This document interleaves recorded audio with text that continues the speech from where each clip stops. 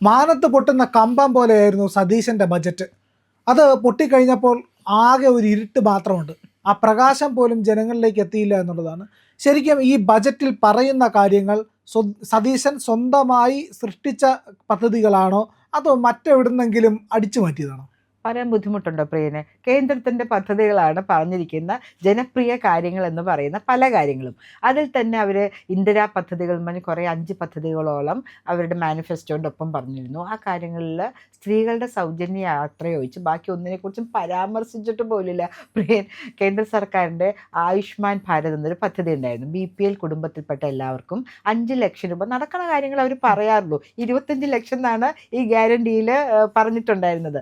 ഉമ്മൻചാണ്ടി ആരോഗ്യ ഇൻഷുറൻസ് എന്ന് പറഞ്ഞിട്ട് ആ കരുണാകരനെ വെറുതെ വിട്ടില്ല. എനിക്ക് വലിയ സങ്കടമുണ്ട് കേട്ടോ. കാരണം ഉമ്മൻചാണ്ടിയെക്കാട്ടിലും സീനിയർ ആയിട്ടുള്ള ധാരാളം ജനപ്രിയരായിട്ടുള്ള ധാരാളം ചീഫ് മിനിസ്റ്റർമാർ കോൺഗ്രസിൻ്റേതായിട്ട് കേരളത്തിലുണ്ടായിട്ടുണ്ട്. അപ്പോൾ അതിലിങ്ങനെ നോക്കുവാണെങ്കിൽ എല്ലാവരും ഓർക്കുന്ന ഒരു മുഖം കരുണാകരൻ ജിയുടെയാണ്, അല്ലെങ്കിൽ ശ്രീ ആൻ്റണി ജിയുടെയാണ്. ആൻ്റണിയുടെ ആണെങ്കിൽ മകൻ BJPയുടെ കൂടെയാണ് മകൾ BJP. അതുകൊണ്ട് യെസ് അതുകൊണ്ടാണ് ഇവരെ രണ്ടുപേരെയും മാറ്റി നിർത്തിയിട്ട് ഉമ്മൻചാണ്ടി ആരോഗ്യ ഇൻഷുറൻസ് പദ്ധതി എന്നും പറഞ്ഞിട്ട് അവർ കൊണ്ടുവന്നിരിക്കുന്നത്. എന്തായാലും അതിൽ ഒന്ന് എക്സ്പ്ലെയിൻ ചെയ്ത് പോവുകയാണെങ്കിൽ 60% കേന്ദ്രവും 40% കേരളവും വയ്ക്കണമെന്നായിരുന്നു. പക്ഷേ കേരളത്തിൻ്റെ 40% കൊടുത്തില്ല. എന്നാൽ കേന്ദ്രം 60% വച്ചതിൻ്റെ ആ പൈസ വെച്ചിട്ട് ധാരാളം പ്രൈവറ്റ് ഹോസ്പിറ്റൽസ്, എറണാകുളത്തൊക്കെ പറയുന്നത് ധാരാളം പ്രൈവറ്റ് ഹോസ്പിറ്റൽസ് ഹൃദയ ശസ്ത്രക്രിയയ്ക്കും ബാക്കി മറ്റുള്ളവർക്ക് അത്യാവശ്യമായി നടത്തേണ്ട എന്നാൽ പണച്ചെലവുള്ള ശസ്ത്രക്രിയകളും ചെയ്തു കൊടുക്കുമായിരുന്നു. ഇപ്പം ഇല്ല. കാരണം കേരളത്തിൻ്റെ 40% വന്നില്ല. അപ്പോൾ 100 കുടുംബങ്ങൾക്ക് അതിനുള്ളൊരിത് കിട്ടണമെങ്കിൽ 60 പേർക്കേ കിട്ടുള്ളൂ സൗജന്യം, 40 കുടുംബങ്ങൾക്ക് കിട്ടൂല. അത് കഴിഞ്ഞ് ഓരോരുത്തർക്കും 5 ലക്ഷം രൂപ കൊടുക്കേണ്ട പദ്ധതി വന്നു. ഇന്നലെ ഇദ്ദേഹം ഇങ്ങനെ വായിച്ചുകൊണ്ടിരിക്കുമ്പോൾ 3-4 കോളുകളോ എനിക്കൊന്നു പത്മജ ഇതിൽ നമ്മളുടെ അത് ചാലുവാക്കുമോ, അതായത് പ്രധാനമന്ത്രി ആയുഷ്മാൻ ഭാരത് 70 വയസ്സിന് മുകളിലുള്ളവർക്ക് ഇവിടെ നടപ്പാക്കുമോ, അതെങ്കിലും നടപ്പിലാക്കിയാൽ മതിയായിരുന്നു. 25 ലക്ഷം രൂപ ഓരോ കുടുംബത്തിനെന്ന് പറഞ്ഞിട്ട് എത്ര രൂപയാണ് വെച്ചേക്കണമെന്ന് അറിയാമോ? 10 കോടി രൂപ.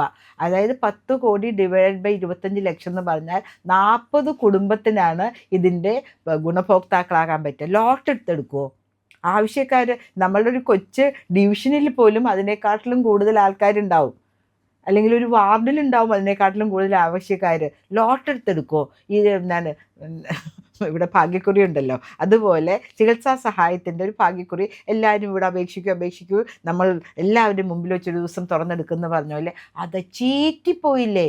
ജനങ്ങൾ പറയുന്നത് എന്താണ് ഇപ്പോൾ പറയുന്നത്? എന്താണെന്ന് അറിയാമോ? അതിൻ്റെ പ്രാരംഭ പ്രവർത്തനങ്ങൾക്ക് വേണ്ടി അതിവർ മിടുക്കരാണല്ലോ. ഒരു ഓഫീസ് ഭയങ്കരമായിട്ട് ഇൻറ്റീരിയർ ചെയ്യുന്നു, കമ്പ്യൂട്ടറുകൾ വയ്ക്കുന്നു, സ്റ്റാഫിനെ വയ്ക്കുന്നു, എയർ കണ്ടീഷൻ വയ്ക്കുന്നു, 10 കോടി രൂപ ചിലവാക്കുന്നു, കുറച്ച് പേർക്ക് ജോലിയും കൊടുക്കുന്നു. ഒരൊറ്റ മനുഷ്യനും ഗുണഭോക്താവാൻ പറ്റില്ല.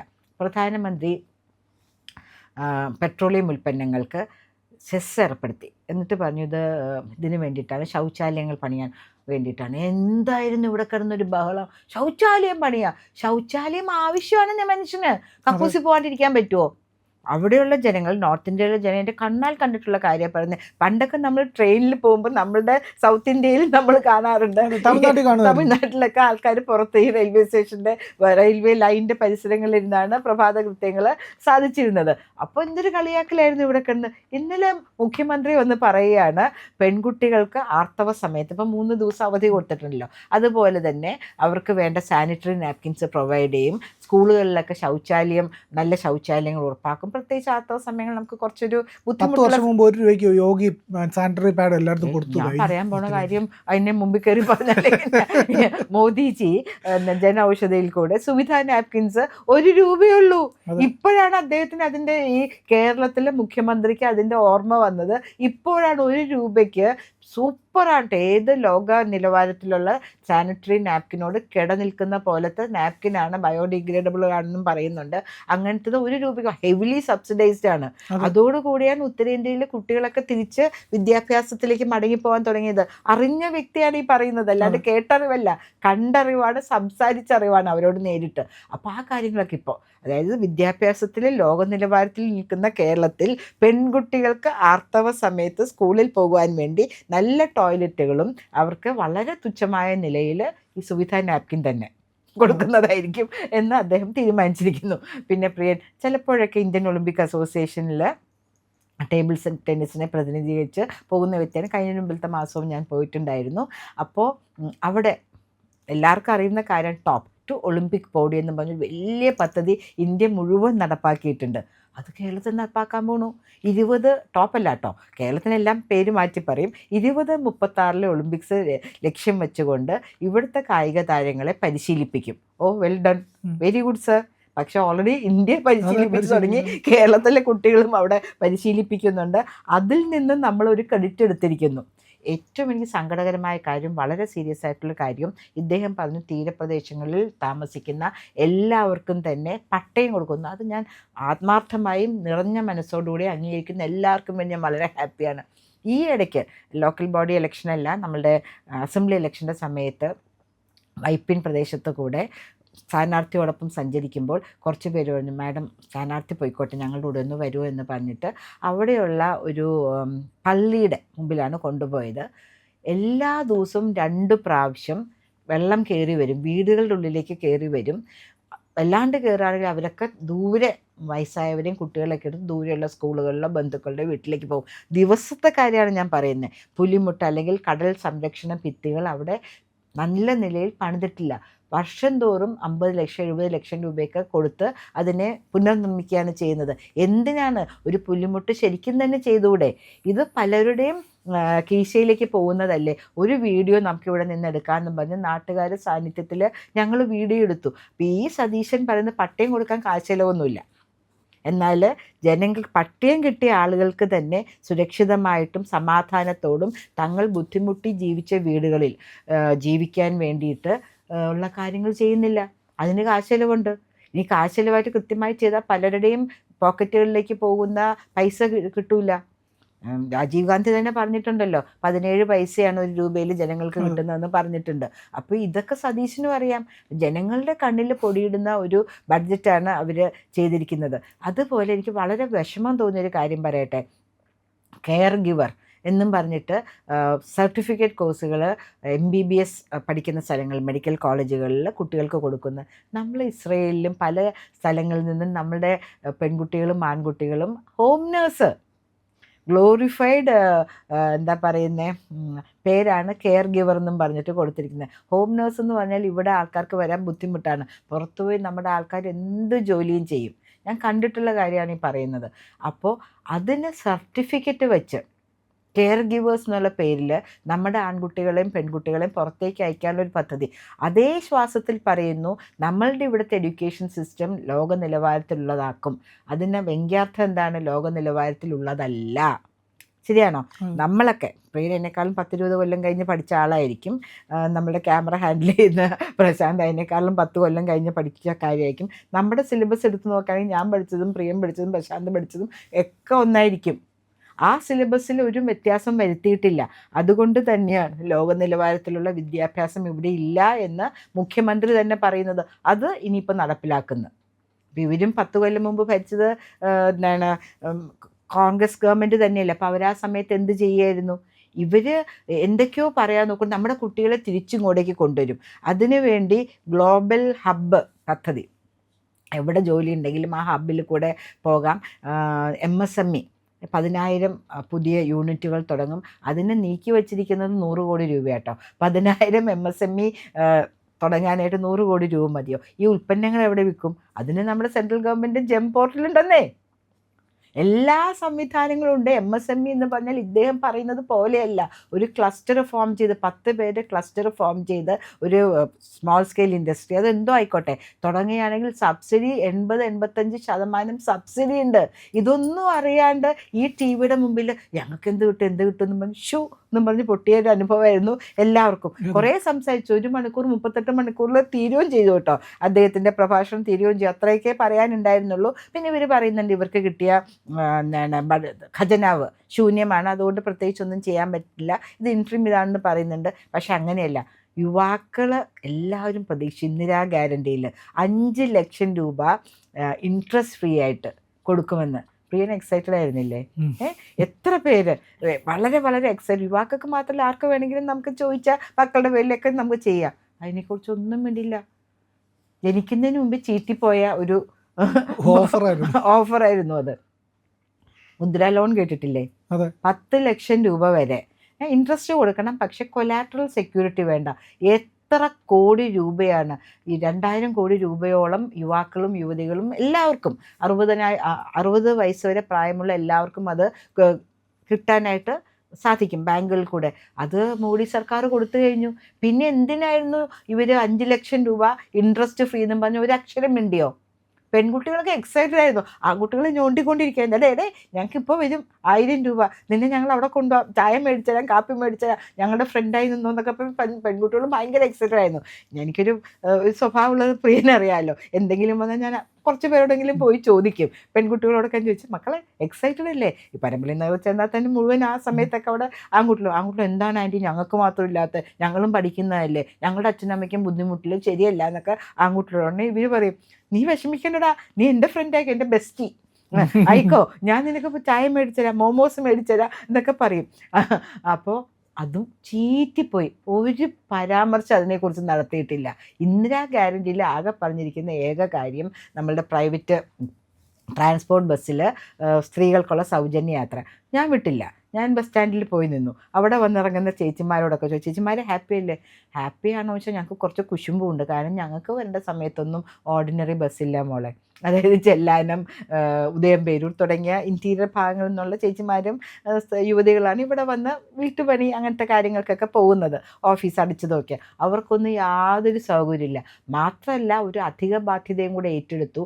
പ്രൈവറ്റ് ബസ്സുകൾക്ക് 3 മാസത്തിൽ ഒരിക്കലും അവർ കൊടുക്കേണ്ട ടാക്സിൽ 50% ഡിസ്കൗണ്ടും ഏർപ്പെടുത്തി കൊടുത്തു. അതോടൊപ്പം തന്നെ ടൂറിസ്റ്റ് ബസ്സുകൾക്ക്, കേരളത്തിൽ നിന്ന് പുറപ്പെടുന്ന ടൂറിസ്റ്റ് ബസ്സുകൾക്ക് അവർ ചെയ്തിരിക്കുന്നത് 1000 രൂപ 1800 രൂപയൊക്കെ ലക്ഷറി ടാക്സ് കുറച്ച് കൊടുത്തിരിക്കുകയാണ് പെർ സീറ്റിൽ. കൃത്യമായിട്ട് ആ തുക ഞാൻ ഓർക്കുന്നില്ല, പക്ഷേ അതും നമ്മളുടെ ഖജനാവിലേക്ക് വരുന്ന ഒരു കാര്യത്തെ അവർ വെട്ടിക്കുറച്ചിരിക്കുകയാണ് ചെയ്തിരിക്കുന്നത്. പ്രിയൻ പ്രതീക്ഷിച്ചില്ലേ പെട്രോളിയം ഉൽപ്പന്നങ്ങളിൽ കേരളത്തിൻ്റെ അധിക നികുതി കുറയ്ക്കുന്ന പ്രതീക്ഷിച്ചോ? എന്തായിരുന്നു പിണറായിക്ക് കുറച്ചുകൂടെ, എന്താണത് കുറച്ചാൽ തന്നെ എത്ര കുറയും? 15 രൂപയാണ് നമ്മൾ ബാക്കി സംസ്ഥാനങ്ങളെ വെച്ച് നോക്കുമ്പോൾ, ഡൽഹി പോലുള്ള സംസ്ഥാനങ്ങളെ വെച്ച് നോക്കുമ്പോൾ 15 രൂപ എക്സ്ട്രാ നമുക്ക് കിട്ടുന്നുണ്ട്. 34 രൂപ നമ്മളിവിടെ അധികമായിട്ട് കൊടുക്കുന്നുണ്ട്. അപ്പോൾ സംസ്ഥാന സർക്കാരിൻ്റെ നികുതി. പ്രിയൻ ഇത് ശ്രദ്ധിക്കൂ, അതായത് 1 രൂപ അല്ലെങ്കിൽ 2 രൂപ കേന്ദ്ര സർക്കാർ പെട്രോളിയം ഉൽപ്പന്നങ്ങൾക്ക് കൂട്ടുമ്പോൾ അതിനനുസരിച്ചുള്ള നികുതി ഇവർക്ക് കിട്ടുന്നുണ്ട്. അതുകൊണ്ടാണ് ഇവരൊന്നും മിണ്ടാണ്ടിരിക്കുന്നത്. ഇവർക്ക് കിട്ടുന്ന എന്താ പറയുന്നത്, എളുപ്പത്തിൽ കിട്ടുന്ന കാശ് കേന്ദ്ര സർക്കാരിനെ കുറ്റം പറയുകയും ചെയ്യാം. നമ്മളെപ്പോലെ കൃത്യമായി ശ്രദ്ധിക്കുന്ന ആൾക്കാർക്കല്ലാണ്ട് ഇതിൻ്റെ ഉള്ളിൽ ഒളിഞ്ഞു കിടക്കുന്ന നിധിയെക്കുറിച്ച് അറിയോ ഇല്ല. കേന്ദ്ര സർക്കാരിന് കിട്ടുന്ന 85% എഥനോൾ ചേർത്ത ഇന്ധനത്തിന് കേന്ദ്ര സർക്കാർ 0 നികുതിയാണ് പറയുന്നത്. അതെ. അപ്പോൾ എന്ന് പറഞ്ഞു കഴിഞ്ഞാൽ ഏതാണ്ട് ഒരു 83 രൂപയ്ക്ക് കിട്ടും. ബാക്കി ഒരു 34 രൂപ ഇവിടുത്തെ ടാക്സ് ആണ്. അത് കുറച്ച് കഴിഞ്ഞാൽ 50 രൂപയ്ക്ക് കിട്ടും. അല്ല, അതിൽ നിന്ന് 5 പൈസ പോലും ഒരു കുറയ്ക്കാനായിട്ട് സമ്മതിക്കുന്നില്ല. CPM ഭരിക്കുമ്പോൾ അവരെ കുറ്റം പറഞ്ഞുകൊണ്ടിരിക്കുന്നു. ഇപ്പോൾ ഇവരല്ലേ ഭരിക്കുന്നത്. ഇത്രയും രൂപ കൂട്ടുമ്പോൾ ഞങ്ങൾക്ക് ഇതിൽ വേണ്ട എന്ന് പറയുകയാണെങ്കിൽ അവിടെ പിടിച്ചു നിർത്തിക്കൂടെ? കേന്ദ്ര സർക്കാരിൻ്റെ കേരള സർക്കാരിന് കിട്ടുന്ന, അങ്ങനെ നോക്കുകയാണെങ്കിൽ കേരള സർക്കാർ ചെയ്തിരിക്കുന്ന കാര്യങ്ങൾ ഒന്നും തന്നെ. പിന്നെ കുറേ കാര്യങ്ങൾ പറഞ്ഞു പോയിട്ട് സ്വപ്നതുല്യമായ പദ്ധതികൾ, എല്ലാത്തിനും 10 കോടി രൂപ, 5 കോടി രൂപ, 2 കോടി രൂപ, അല്ലെങ്കിൽ കോടികളൊന്നുമില്ല എന്നാൽ ഞങ്ങൾ നടത്തും എന്നൊക്കെ പറഞ്ഞിട്ടുള്ള, ആഗ്രഹിക്കുകയാണെങ്കിൽ നടത്താൻ പറ്റുമെങ്കിൽ കുറേ നല്ല കാര്യങ്ങൾ പറഞ്ഞു. പക്ഷെ ഇതൊന്നും നടക്കില്ല എന്ന് നമുക്ക് ഉറപ്പാണ്. കാരണം നമ്മളുടെ കയ്യിൽ പൈസയില്ല. ഇപ്പം എന്തുകൊണ്ടെന്ന് ചോദിക്കുമ്പോൾ അദ്ദേഹം പറയുന്നത് ഇതിനെയൊക്കെ തുടങ്ങാനും പ്രാരംഭ നടപടികൾക്കായിട്ടുള്ള കാര്യങ്ങളാണ്. ഇന്ത്യയിലെ തന്നെ ഏറ്റവും ആദ്യത്തെ ഒരു കാര്യമായിട്ട് പറയുന്നത് കേരള സിൽവർ എക്കോണമി എന്ന് പറയുന്നുണ്ട്. വയോജനങ്ങൾക്ക് ആദ്യമായിട്ട് ഇന്ത്യയിൽ നടപ്പാക്കിയിരിക്കുന്ന പദ്ധതി എന്നാണ് പറയുന്നത്. അതിനെക്കുറിച്ച് എന്തെങ്കിലും കൃത്യമായിട്ട് പറയുന്നുണ്ട്? അത് പറഞ്ഞു, ബഡ്ജറ്റിൽ പരാമർശിച്ചു പോയി, പക്ഷേ ആവശ്യമായ ഫണ്ട് നൽകിയോ? അപ്പോൾ ഇന്ത്യയിലെ ആദ്യത്തെ എന്ന് പറഞ്ഞ് ബ്ലോക്ക് ചെയ്തു. നമ്മളിങ്ങനെ സ്ഥലങ്ങൾ ബ്ലോക്ക് ചെയ്ത് പോകുന്നതിൽ ബ്ലോക്ക് ചെയ്ത് വെച്ചു. പക്ഷേ അതിലൊന്നും നടത്താനുള്ള ഫണ്ട് അനുവദിച്ചിട്ടില്ല. വയോജനങ്ങൾക്ക് അത് ചെയ്യും ഇത് ചെയ്യും, അവർക്ക് ഡിപ്പാർട്ട്മെൻ്റ് ആവും, വയസ്സുകാലത്ത് അവരുടെ ജീവിത സൗകര്യങ്ങൾ മെച്ചപ്പെടുത്തുമെന്ന് പറയുമ്പോൾ ഒന്നും കൊടുത്തിട്ടില്ല. എന്തിന്?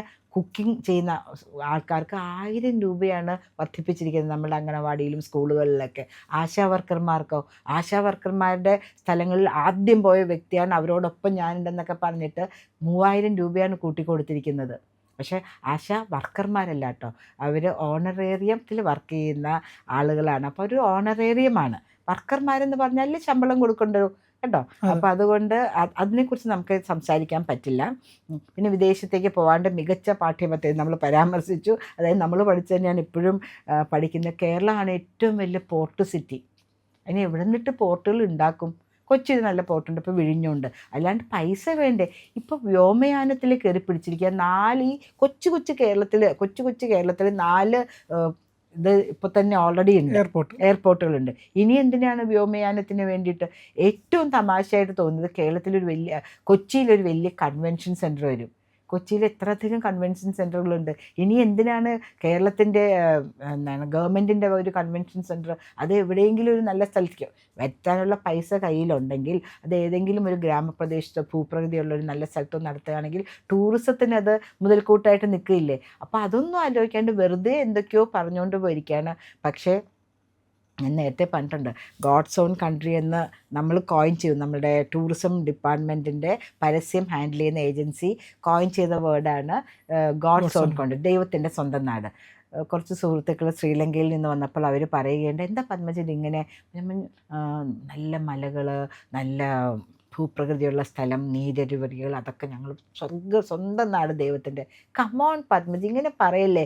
ഇവിടുത്തെ റോഡുകൾ നോക്കൂ, ഇവിടെ ടൂറിസം ഡെവലപ്മെൻറ്റ് കേന്ദ്രങ്ങളിൽ പോയാൽ അവിടുത്തെ പ്ലാസ്റ്റിക്കുകൾ നോക്കൂ, എന്തെന്നാണ് ആൾക്കാർക്ക് വരാൻ പോലും തോന്നുന്നില്ല. എന്നിട്ട് നിങ്ങൾ ഇങ്ങനെയൊക്കെ പറഞ്ഞാൽ എങ്ങനെയാണ്? ഞങ്ങളുടെ അവിടെ ഒന്ന് ശ്രീലങ്കയിൽ വന്ന് നോക്കൂ. ശ്രീലങ്ക എന്ന് പറയുമ്പോൾ devastated by internal fights and other things, LTTയുടെ ഒക്കെ നമുക്കറിയാമല്ലോ. പക്ഷെ അവിടെ പോലും എന്ത് മനോഹരമാണ്. അതിൻ്റെ മുമ്പിലത്തെ ആഴ്ച എൻ്റെ കുറച്ച് സുഹൃത്തുക്കൾ ശ്രീലങ്കയിൽ പോവുക, എന്ത് രസമാണോ. ഞാൻ പോയിട്ടുണ്ട്, 2-3 പ്രാവശ്യം ശ്രീലങ്കയിൽ പോയിട്ടുണ്ട്. എന്നിട്ടും ഇതുപോലെയുള്ള ബുദ്ധിയുള്ള അഡ്വർടൈസിങ് ഏജൻസി വെച്ച് ജനങ്ങളെ ഇങ്ങോട്ടേക്ക് ആകർഷിക്കുന്നു. അതുപോലെ തന്നെയാണ് ഈ ബഡ്ജറ്റും. ഈ ബഡ്ജറ്റിൽ ജനനന്മയ്ക്ക് ഉതകുന്ന തരത്തിലുള്ള യാതൊരു പ്രഖ്യാപനങ്ങളുണ്ട്. അത് സസ്റ്റെയിൻ ചെയ്ത് പോകാനുള്ള കാശില്ല, അതിന് പ്രൊവിഷൻസ് കൊടുത്തിട്ടുമില്ല. അപ്പം അതുകൊണ്ട് പ്രിയപ്പെട്ട പ്രേക്ഷകരെ, ഞാൻ ആദ്യം പറഞ്ഞതുപോലെ നിങ്ങൾക്ക് ഈ വീഡിയോ കണ്ടാൽ നിങ്ങൾക്ക് നഷ്ടമുണ്ടാവില്ല. നിങ്ങൾ അറിയേണ്ട കുറേ കാര്യങ്ങളാണ് ഞാൻ പറഞ്ഞത്. അതുകൊണ്ട് ഇത്തരം കാര്യങ്ങൾ ഞങ്ങൾ പറഞ്ഞുകൊണ്ടിരിക്കും. ഞങ്ങളെ സഹായിക്കണം, ഞങ്ങളുടെ കൂടെ നിൽക്കണം. ഇന്ത്യ ലൈവ് ഇതുവരെ സബ്സ്ക്രൈബ് ചെയ്യാത്ത പ്രിയപ്പെട്ട പ്രേക്ഷകർ ഇപ്പോൾ തന്നെ അത് ചെയ്യണം. പരമാവധി നിങ്ങളുടെ സുഹൃത്തുക്കളോടും ബന്ധുക്കളോടും പറഞ്ഞ് ഇങ്ങനെ ഒരു ചാനലുണ്ട്, അത് നേര് പറയുന്ന ഒരു ചാനലാണ് എന്ന് നിങ്ങൾക്ക് ബോധ്യമുണ്ടെങ്കിൽ അത് സബ്സ്ക്രൈബ് ചെയ്യാൻ അവരോടും പറയാം. ഒപ്പം നമുക്ക് 2 ചാനലുകൾ കൂടിയുണ്ട്. നമ്മളൊരു ഡിവോഷണൽ ചാനലുണ്ട്, പുണ്യം ബൈ ഇന്ത്യ ലൈവ്. C4N എന്ന് പറയുന്ന മറ്റൊരു ചാനലും കൂടിയുണ്ട്, ന്യൂസ് ചാനലാണ്. ഈ 2 ചാനലുകൾ കൂടി നിങ്ങളൊന്ന് സബ്സ്ക്രൈബ് ചെയ്യണം. ഇന്ത്യ ലൈവ് സബ്സ്ക്രൈബ് ചെയ്യണം, ഇന്ത്യ ലൈവ് മലയാളം, പുണ്യം ബൈ ഇന്ത്യ ലൈവ്, C4N മറക്കരുതേ.